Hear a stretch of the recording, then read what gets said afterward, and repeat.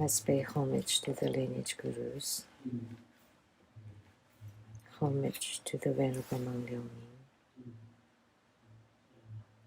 homage to Master Sakya Dzongkhung, homage to His Holiness the 16th Karmapa, and homage to Master Thupten Dorje. Homage to the three jewels of the altar.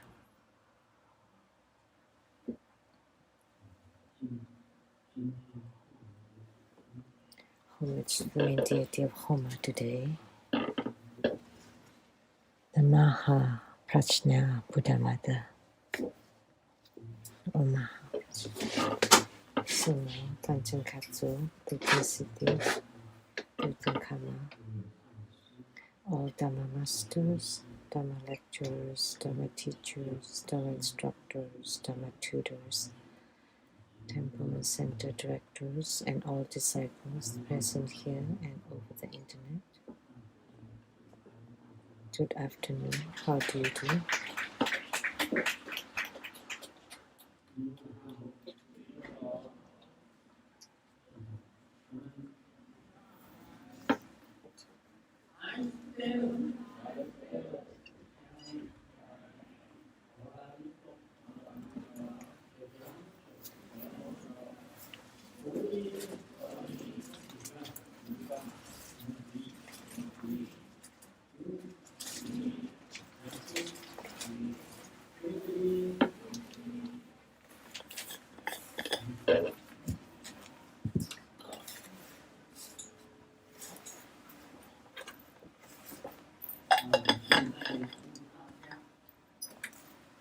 I would like to announce for next Sunday,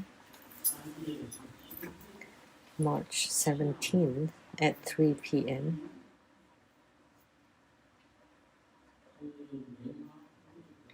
there will be Padma Kumara Homa, fire offering ceremony.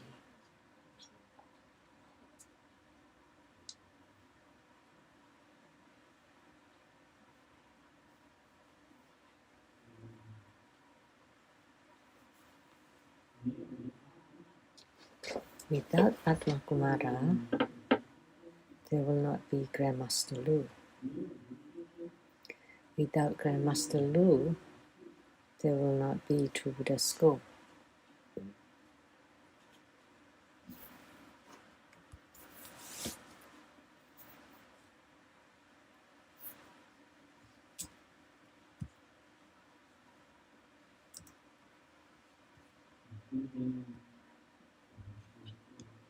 And today,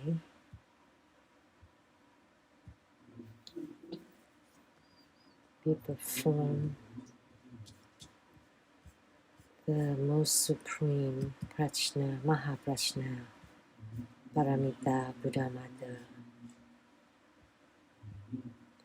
And in the Prajna Heart Sutra, at the end, the mantra, the last mantra is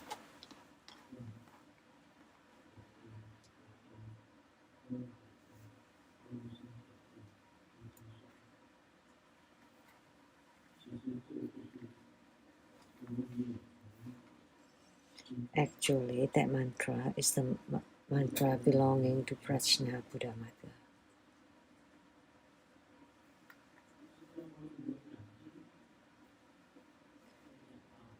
When Sakyamuni Buddha discourses the sutra, he talks about Maha Prajna Paramita Sutra.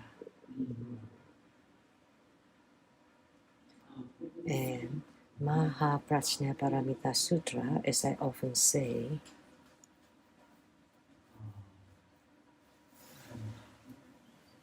it's very long. And condense the Maha Prajna Paramita Sutra become Vajrachatika Prajna Paramita Sutra, which is the Vajra Sutra. And then being condensed again, that would become the Heart Sutra. So that's Sakyamuni Buddha's wisdom of Prajna.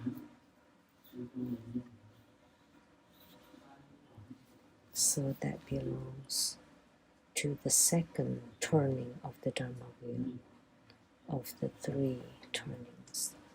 It talks about the Prajna Dharma gate.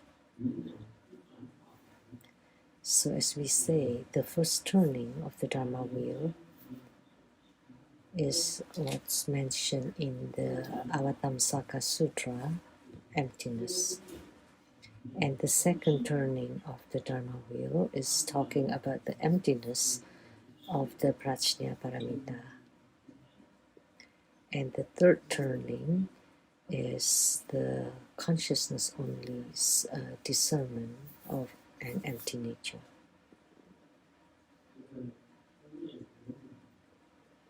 And Prajna Buddhamata is the highest, the most supreme Buddhamata. Just now I recited several of the key Buddhamatas. Actually, there are many more Buddhamatas, many more Dakinis.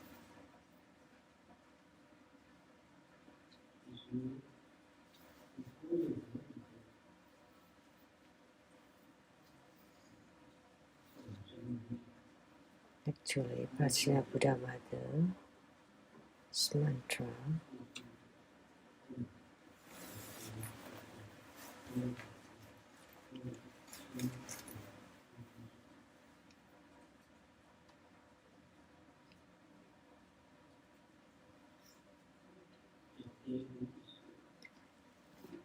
the meaning of Gate is pure or purity, self-nature, pure self-nature, and everything is pure. And the greatest purity,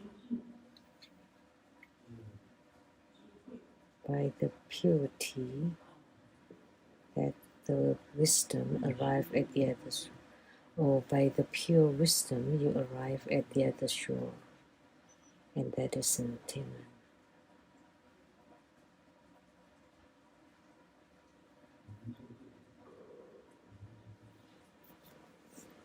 So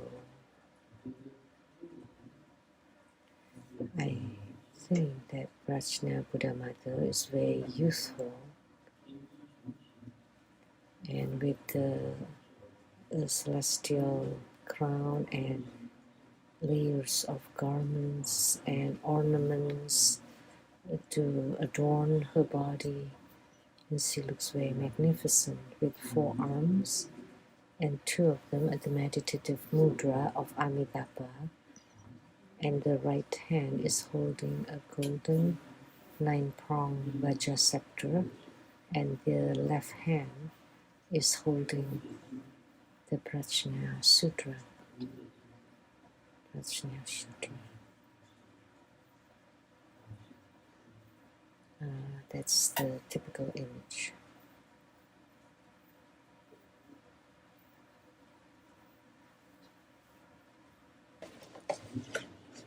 Now let's have a look.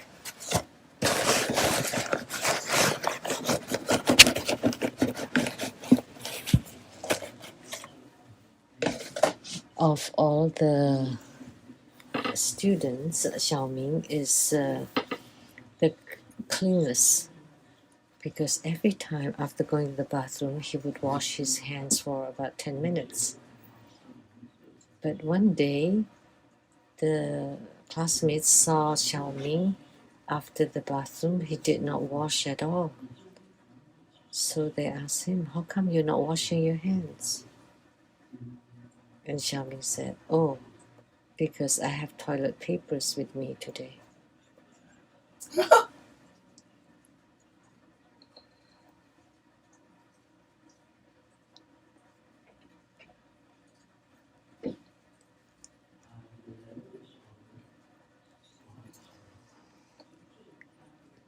Someone make Xiaoming. What would be the best team for women's diving? And Xiaoming replied, of course, mother-in-law and daughter-in-law. Why? Xiaoming said, because mother-in-law and daughter-in-law, they always fall into the water together. It's a joke, because many girls ask, if your mom and I, the wife, fall into water, whom would you save first?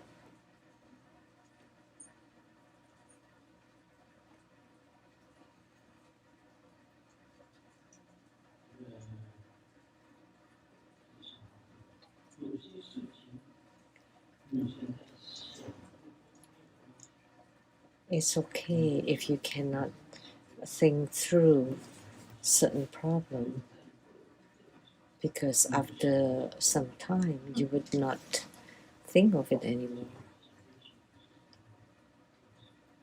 and you can't even remember what it was about. So don't think about it. Now we'll do Q&A. A question from Taiwan, Lian Hua Tofu. Hey Master, how are you? Peace. For a long time, every time I read in the book this mantra to eliminate evil thoughts, I want to recite it, but always struggled with its pronunciation. And there is no mantra recitation in Buddha school, and so I only can look at the pronunciation transmitted by other schools. So I humbly request Grandmaster to pronounce the Surangama mantra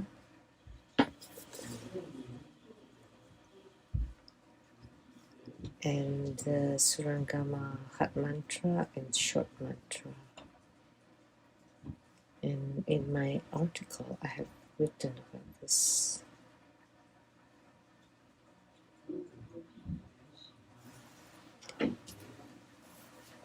Many students love this sutra, Surangama mantra of the great Buddha's crown, to obtain the Buddha's blessing, and ask me how to chant it. So you can chant the hot mantra or the short mantra, and the merits are the same. Let me recite it. Recite the short mantra, the hot mantra.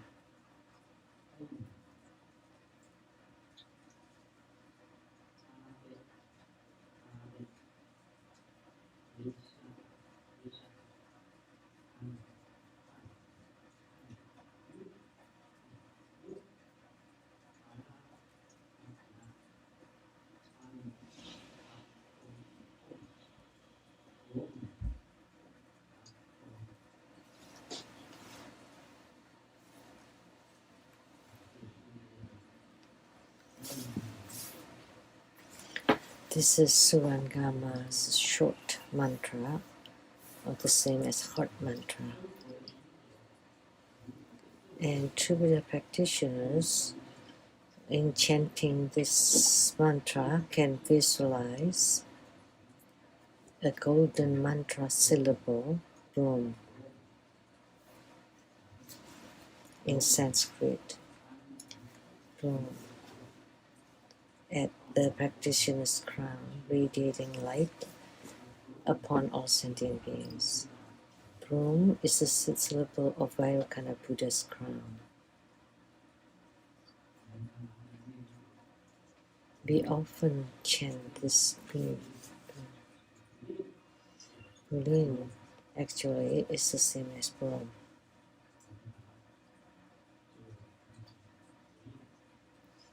And we transliterate it as Bulin, Brum, Brum, Brum. The last mu is not pronounced, so Brum. And you can visualize a golden mantra syllable in Sanskrit on the crown. That's Vairukana Buddha's or the great Santathagata's sit syllable.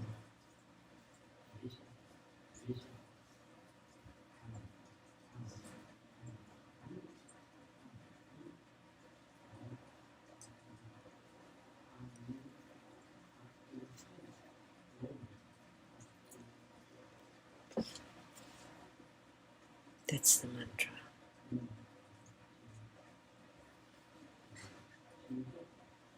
That's the hard mantra of the Srangama Sutra. The long mantra is too long and very difficult to pronounce. The characters are very complicated.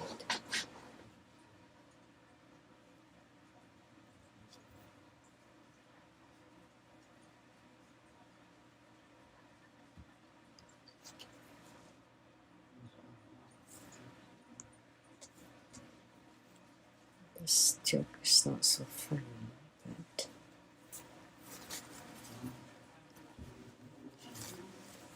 those who love to drink, please pay attention. Based on the recent studies, vodka, that's drunk by the Russians, vodka on ice can harm the liver. Brandy on ice also harm the liver. Whiskey on ice also harms the liver. The sorghum wine plus ice also harms the liver. So the conclusion is the ice is very toxic.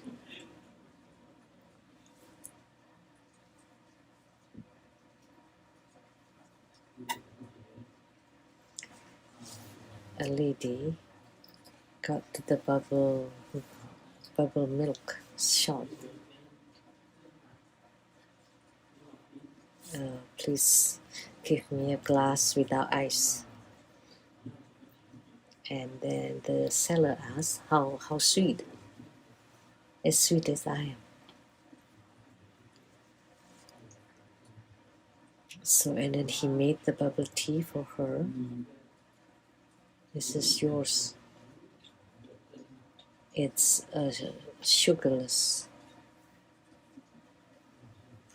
Not funny? As I said, it's not funny. That means the lady must be very ugly. No sweetness at all about her.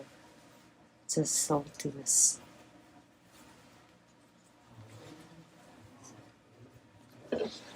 The husband is coughing really badly because of cold.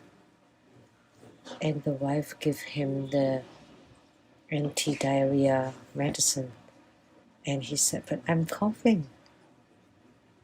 And the wife said, oh, guaranteed. And then the wife asked again. And yeah, it works. So, oh, it's actually laxative. So every time I cough, I would have to go to the bathroom, so I don't dare to cough anymore.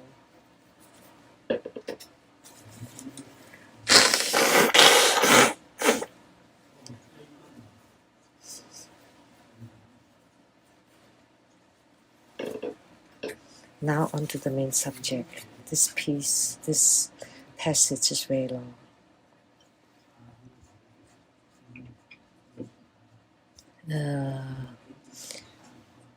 Vimalakirti is always accompanied by a the goddess who scatters flowers. And today we perform Prajna Buddha Mother's Homa. But under Prajna Buddha Mother, they are all celestial goddesses, celestial maidens.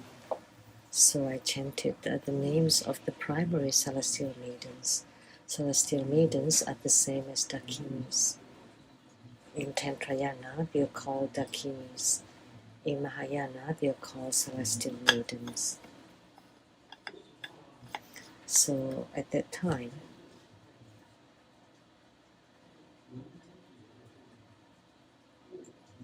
in Vimalakirti's bedroom, there was a celestial maiden. She was invisible. Seeing many people, Manjusri and Vimalakirti and many heavenly beings, and having a dialogue in that room. So the celestial maiden manifested her appearance or form, and in the sky, because she's a celestial maiden who scatters flowers, so she scattered the heavenly flowers upon all the bodhisattvas and the 10 great disciples of Sakyamuni Buddha. And all these flowers fell upon the bodhisattvas' bodies and immediately dropped off. But when they fell on Sakyamuni Buddha's great disciples, then the flowers stuck and did not fall off.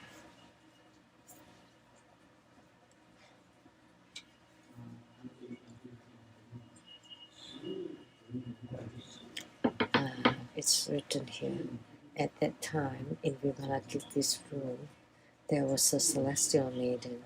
Seeing the great beings listening to the Dharma, she manifested her form and scattered heavenly flowers upon all the bodhisattvas and great disciples. The flowers fell upon the bodhisattvas and immediately dropped off. But when they fell upon the great disciples, they stuck and did not fall off. Despite the disciples' spiritual powers, they could not remove the flowers. So those heavenly flowers were scattered, and then those that were scattered upon the bodhisattvas would fall on the ground, but that fell on the great disciples would stuck to their bodies. And those disciples used their hands to move them, and they are still stuck.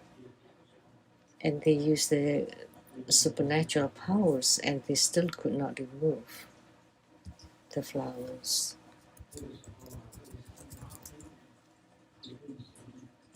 So at this time, the goddess who scattered flowers are Sariputra. Sariputra is a great disciple, the first in wisdom. So the goddess asked Sariputra, why do you wish to discard the flowers? And Sariputra replied, Sakyamuni Buddha's rules prohibit all the disciples to adorn themselves with flowers. So Sakyamuni Buddha's rules prohibit fresh flowers or flowers adorning them. That is against the law, against Dharma. So that's why we want to take it off, but we could not. So the celestial maiden said, do not consider these flowers as violating the Dharma. Why is that? Because the flower does not differentiate. They don't have a mind of discernment. Because flowers don't have any feelings. So the heavenly being said, the flowers do not differentiate. It is the Venerable One who themselves generate the thought of differentiation. So she told Sariputra, It's Sariputra who has discrimination.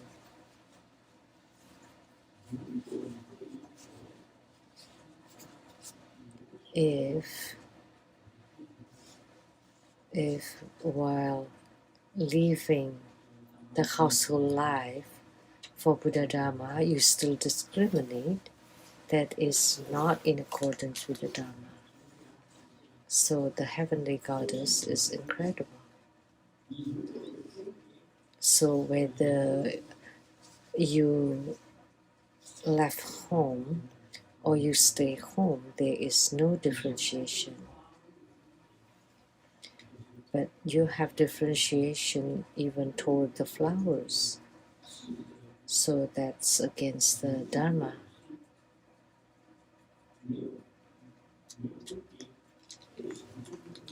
But non-discrimination is a true Buddha Dharma that's spoken by the goddess.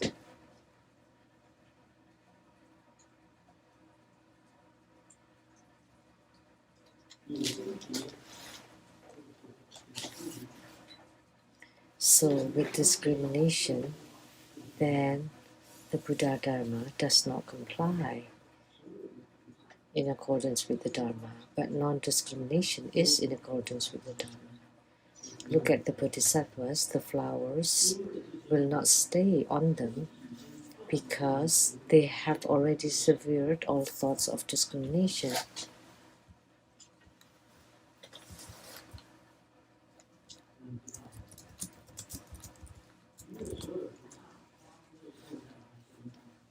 Because for the Bodhisattvas, the flowers do not stay on them and they would fall off to the ground, because they have no thoughts of discrimination.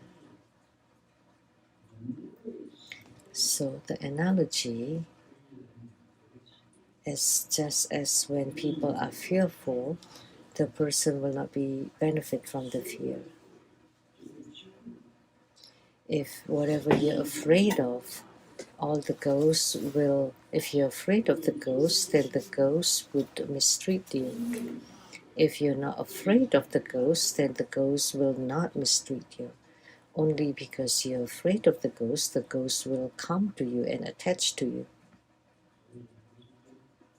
That's why Grandmaster Lu is never afraid of the ghost. I am not afraid of the ghost. But as I walk by, they would run away.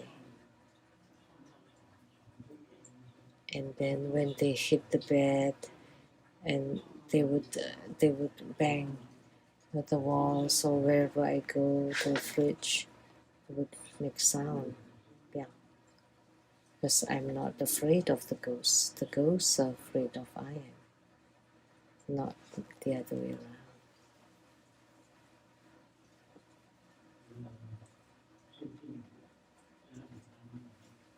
Recently, we have enshrined Akalanata, a huge statue, and a huge Mahabala,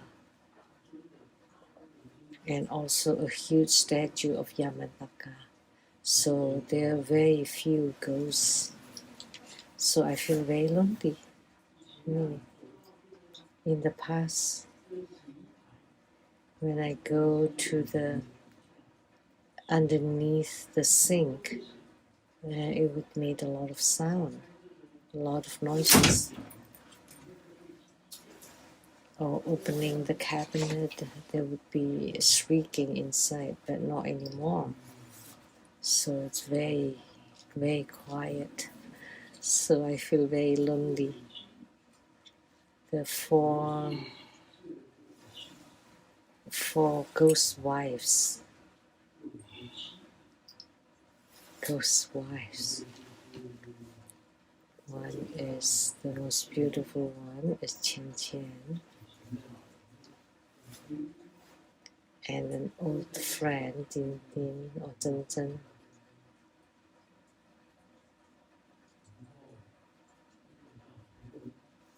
And one is called Fu Rong. And one whom all of you know, Fourth, are all living inside the fridge. I asked them, why are you living or staying inside the refrigerator? And they said, the temperature is just right. Sometimes they help me in the morning. You don't need to squeeze the toothpaste on the toothbrush anymore because they've done it for me.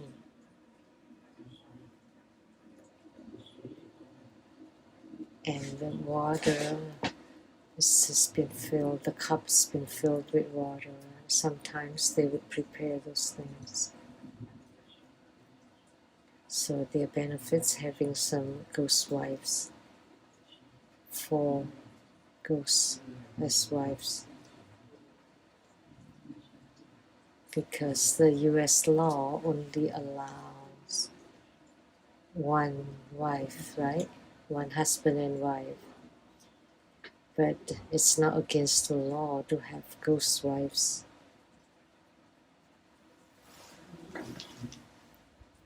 They are formless. They are also very smart and they help me a lot.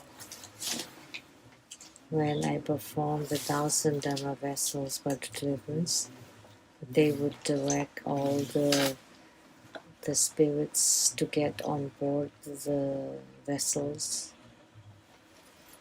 These 4 wives are very good. And Sumu will not be jealous of them because they are formless. You can't fight with the formless ones, otherwise you're asking for trouble. So Grandmaster is not afraid of the ghost.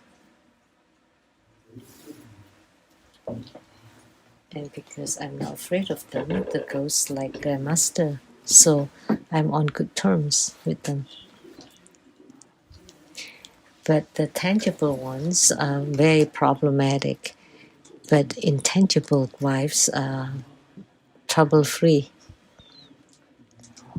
One time I carry one of them in my bag for the Homa. And then when we were about to go home, I put it back inside the bag and she didn't like it. At that time, Master De Hui was driving. I told her, don't let Master De Hui see you. Otherwise, he would drive very dangerously. Simu could see you, so you should not let Simu see you either. And she said, don't worry. She sat at the last row of seat. And then Simu placed her bag next to her. And when she was trying to get something out of her bag, she saw Qian Qian. Very beautiful.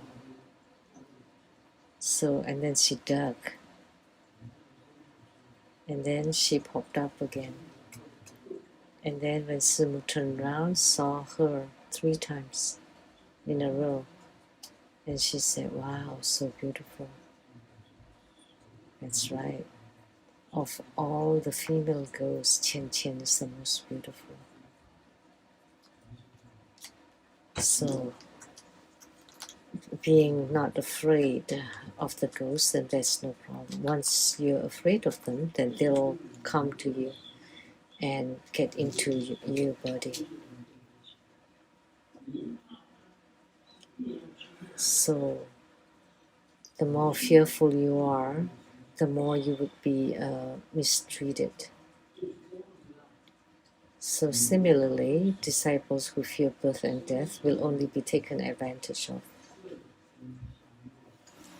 So if you're afraid of birth and death would come to you. And form, sound, smell, taste, and touch will take advantage of you and affect you. So those who have left fear behind are not affected by all the 5 desires, then it's the 5 kinds of desire will not affect you at all. The ones still bound by habituation or habitual tendencies or being fearful are attached to the flowers remaining on the body. But for those who have ended their habituations, the flowers do not cling to them.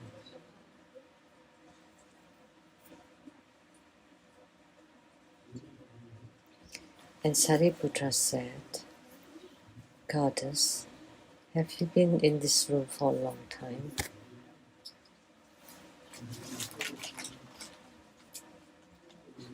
Sariputra asked, Goddess, how long have you been following Vimalakirti in this room? And the goddess is very smart and replied, I have been in this room as long as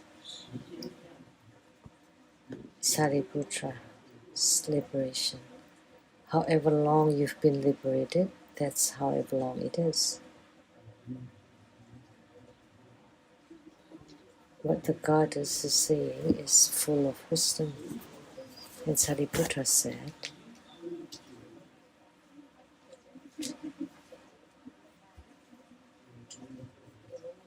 that's a long time. And the goddess said,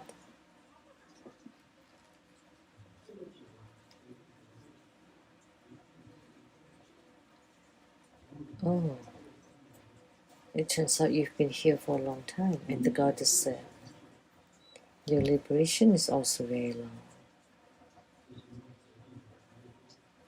And then Sariputra remained silent and did not answer. And the goddess further asked,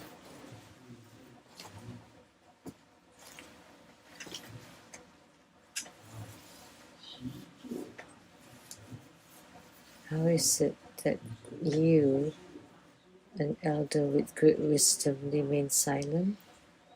Hey Sariputra, didn't you have great wisdom? Why are you remaining silent? And Sariputra answered, those who are liberated have nothing to say. So I don't want to speak too much.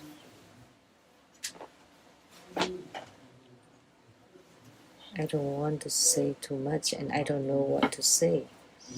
And the goddess said, words and language are merely the phenomena of liberation. The goddess who scatters flowers was incredible.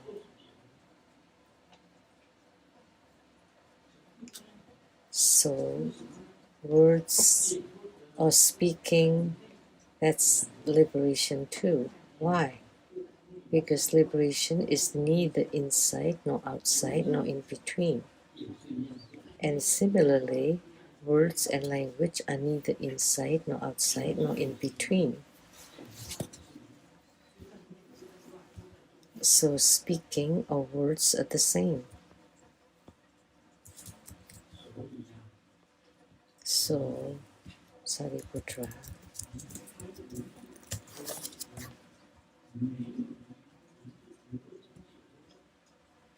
so therefore there is no speaking of liberation apart from language. Why is that?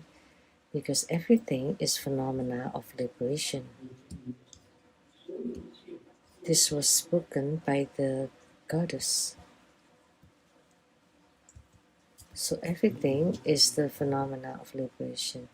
And then Sariputra started to speak. Is liberation not achieved by departing from desire, anger, and delusion?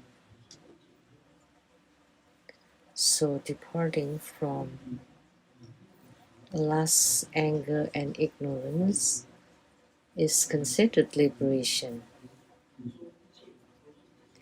You said everything is phenomena of liberation, but how about lust, anger, and ignorance?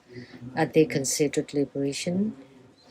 The goddess said, for those with pride of superiority, the Buddha speaks of liberation as being departure from lust, anger, and ignorance. But with one without pride of superiority, the Buddha would say that the nature of lust, anger, and ignorance in itself is liberation. This needs to be explained. So, the Buddha, so there's arrogance, saying that, oh, I have departed from lust, anger, and ignorance, so I am superior than ordinary people. I am liberated. I have left behind greed, anger, and delusion. That's called arrogance and pride. That's what the goddess said. And let me tell you, but if there is no pride and arrogance, then the anger, lust, anger, and ignorance is liberation. So that's where it came from. That anger, lust, and ignorance are also Buddha Dharma. What is Buddha Dharma? What is not Buddha Dharma? Everything is Buddha Dharma. And you can be liberated from anything from it. So this matches Tantrayana. It does not match Mahayana. So if you have not abandoned lust, anger, and ignorance, how could you say that you have been liberated? But actually, lust, anger, and ignorance are also Buddha Dharma. I have explained this before in the past. That you practice through the path of greed. How should we say this? In Tantrayana, we talk about the dual body practice. Even when you're performing it, that's also Buddha Dharma. What should I say? Well, because dual body practice involves visualization, mantra chanting, mudra, and entering samadhi too.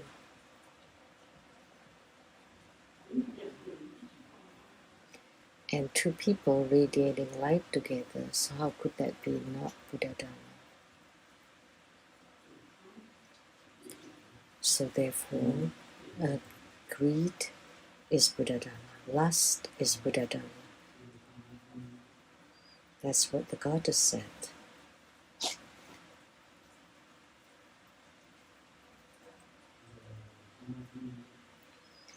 But the goddess said, the Buddha said, lust, anger, and ignorance is also liberation. And Sariputra said, excellent, excellent, heavenly maiden. What have you attained, and what do you use as proof to argue this? What have you gained? What have you attained that you can argue as such? And this celestial maiden said, I have neither attained nor have proof. That's why I can argue. Why? If I had gained something, or if I had have proof, then I would be arrogant and proud in terms of the Buddha Dharma. This is very deep and profound. Many people will not understand. Grandmaster can understand immediately. I'm not muddle-headed or unclear. Generally speaking, there are many precepts against lust, against greed, against anger, again ignorance and delusion. And we should abandon greed, anger, and delusion in order to be Buddha Dharma. But the goddess said that greed, anger, and delusion themselves are Buddha Dharma.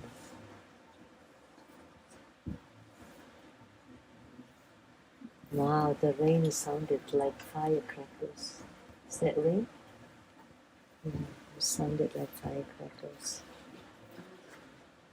See, the heavens are clapping too.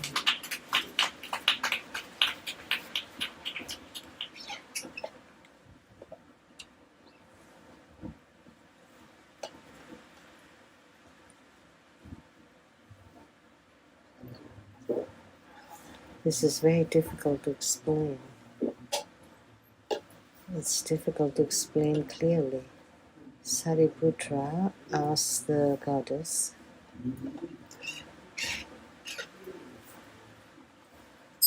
what is your aspiration in the three vehicles of Buddha Dharma?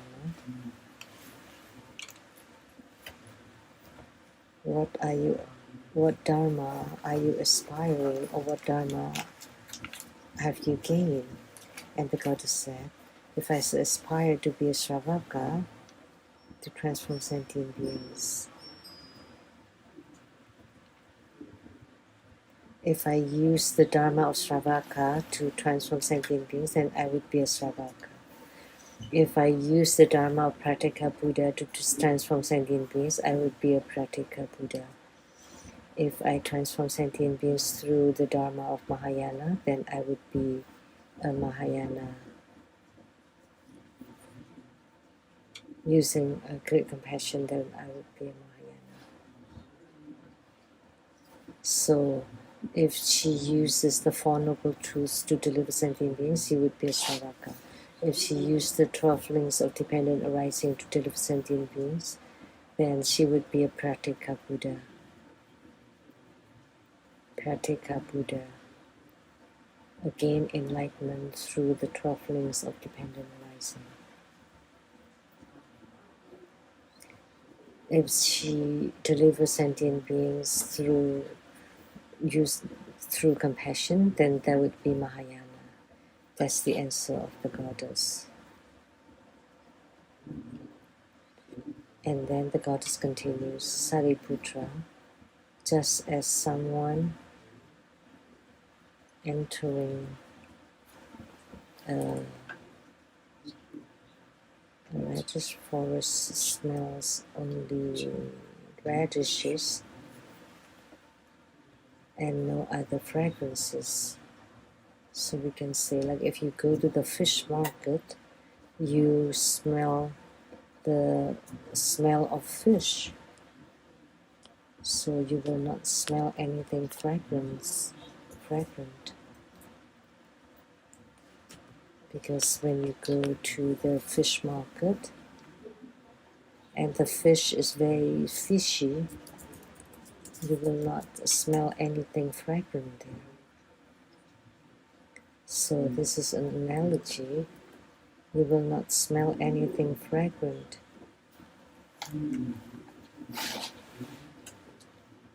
If you enter Vimalakirti's room, you only smell the fragrance of the Buddha's virtues and merits. All that you smell is the fragrance of the Buddha.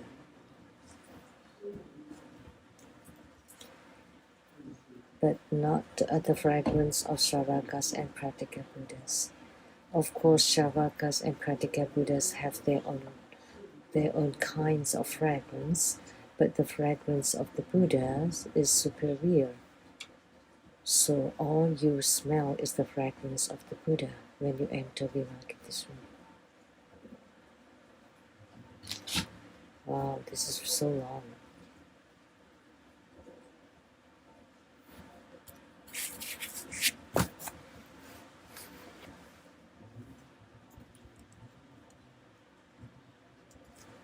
Talking about lust, anger, and ignorance, they are all Buddha Dharma.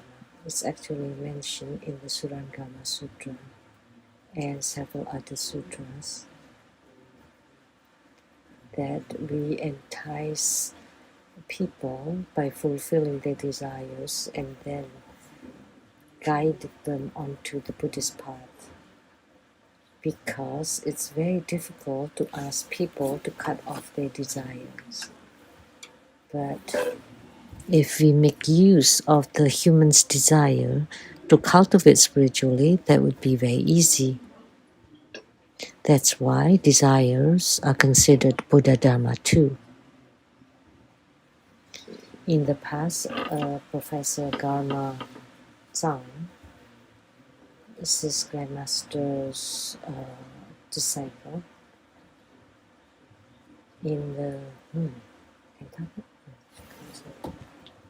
and he wrote a book called What is Buddha Dharma?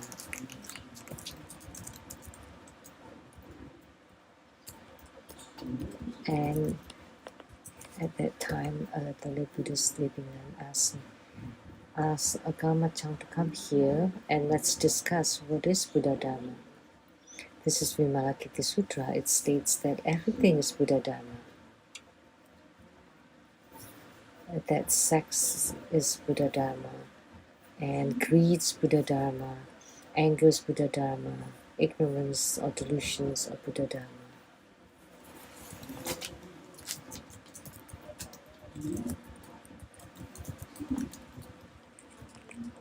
So in Tantrayana, the lust is transformed into dual body practice, and then it can guide you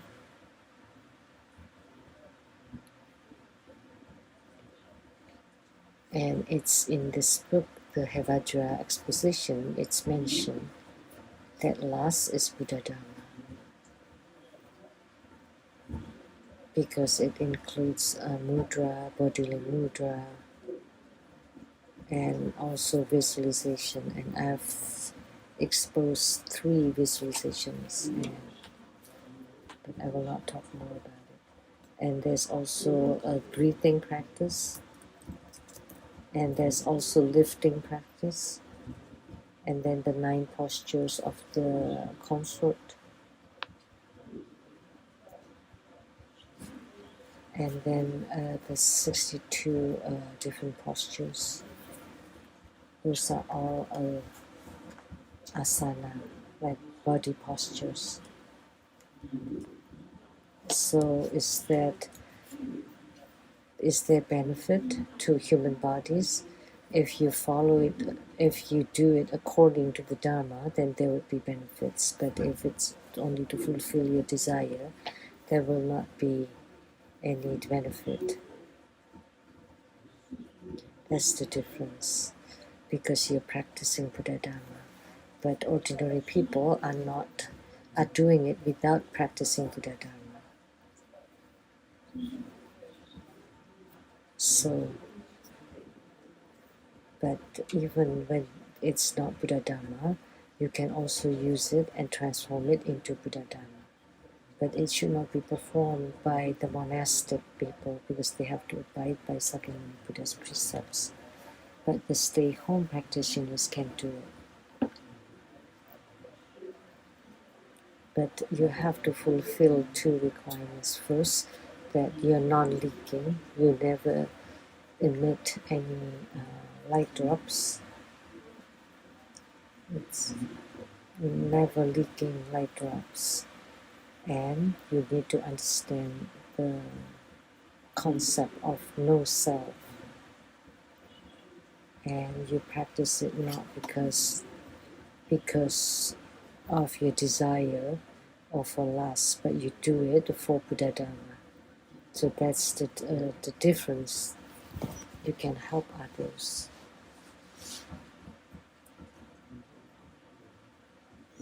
You can help others to open the central channel, to open the 5 chakras. And then the 5 chakras become 5 different lights appearing and then all the channels would open at this time. That's through the breathing practice, by using the chi to open the central channel, the 5 chakras. It all depends on the breathing practice. So this is the practice through greed or lust. But anger, you can practice the Vajra or Heruka Dharma. That internally you're compassionate, but externally you look very wrathful. Then you practice the Heruka Dharma. So the compassionate heart manifests into the wrathful appearance to subdue. So anger is also Buddha Dharma, and that's Heruka practices. Ignorance or delusion. You love money, that's ignorant, that's foolishness. And you're happy when you accumulate more and more money. But doesn't matter how much more you have, it's not yours. That you don't gain anything out of it. But for money, and for money, you start doing practices. What kind of practice you do? The wealth deity practices.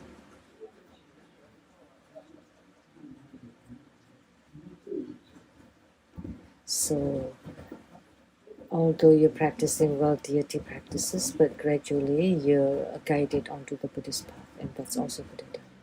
So lust is associated with the dual body practice, anger, the Heruka practices, and foolishness or ignorance is the wealth deity practices.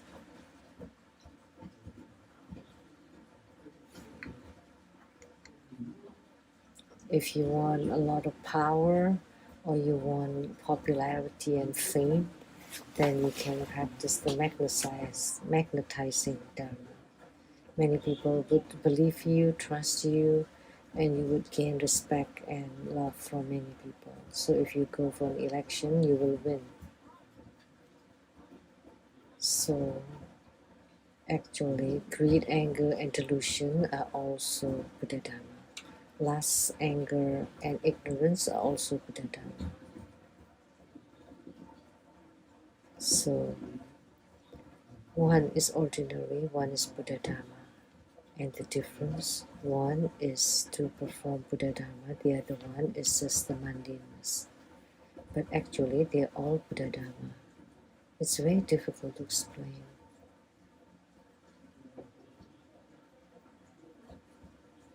Otherwise, you just practice the Mahayana. One is to cut off anger, greed, and delusion.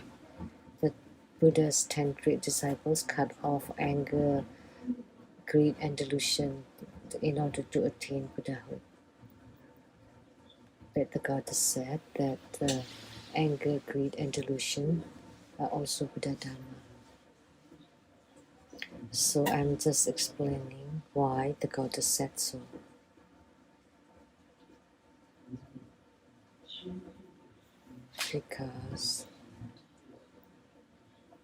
Because when you use the pure mind to do everything mundane, then those mundaneness is also Buddha Dharma.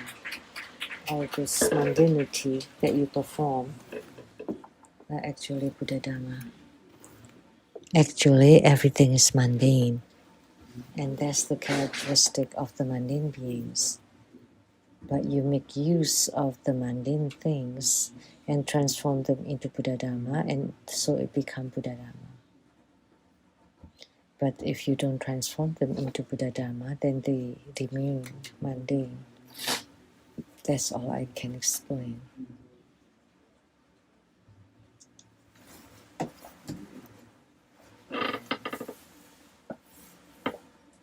Because I know. It's not because I have the desire. It's because I want to help you. to open your central channel, that your chi and channels can be smooth and open. And when they're open, how to visualize and how the light drops can descend, how the inner fires to rise, and at what point that you need to use your breathing to ignite the inner fire, and at what time how can you melt your light drops, and then how to blend them so that you can open the crown chakra, throat chakra, heart chakra, secret chakra, and navel chakra, and sacral chakra. How to open them. These are all Buddha Dharma. Once the 5 chakras are open, the 5 lights, with 5 kinds of light would appear, and when they blend together, that becomes rainbow light. This is a tantric Dharma, which transforms greed, anger, or lust into Buddha Dharma, and transform anger into Heruka practices, and to love for money and fame and looks into wealthiety or magnetizing Dharma practices. And also for maintaining usefulness. This is just one method. I cannot say it more clearly, because in the practice there are many secret formulas. If I say it here publicly, then everybody would know, and it would create chaos.